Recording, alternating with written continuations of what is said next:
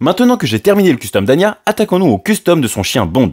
Et pour cela, j'ai choisi d'utiliser un veau Playmobil. Mon matériel principal qui va me servir à réaliser ce custom est la porcelaine froide. Je vais devoir en ajouter autant que possible pour réussir à faire en sorte que ce veau ressemble le plus possible à Bond.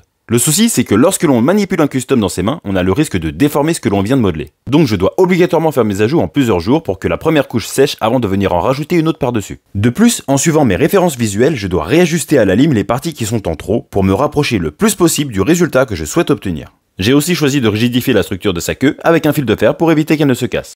D'ailleurs, même si le veau était une bonne idée à la base, pour Bond, j'ai quand même dû pas mal limer. Car comme vous pouvez vous en douter, un chien et un veau, ce n'est quand même pas la même morphologie, surtout pour un chien spécifique comme Bond. Donc au final, grâce à des ajouts de porcelaine froide puis à des réajustements à la lime, j'ai réussi à obtenir la structure que je recherchais.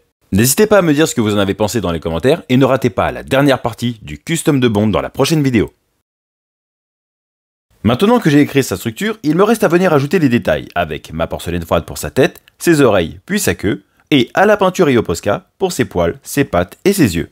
Comme pour le corps, l'élément compliqué reste le temps. Car à chaque fois que je viens ajouter un élément, je suis obligé d'attendre qu'il sèche pour venir en ajouter un autre. Et éviter de cette façon de le déformer sans le vouloir. Il en va de même pour le ruban et son nœud. Pour son nœud papillon, l'astuce a été d'utiliser mon stylet pour découper la forme du nœud dans la porcelaine et finir ainsi la partie sculpture. A partir de là, il ne me restera plus qu'à attendre que la porcelaine sèche, poncer toute la surface, peindre à la peinture acrylique, au Posca et ajouter un peu de vernis.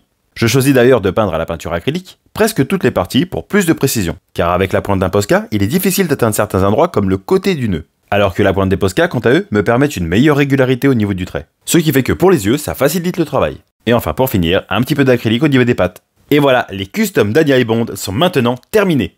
N'hésitez pas à me dire ce que vous en pensez dans les commentaires et n'oubliez pas le petit like pour récompenser le travail.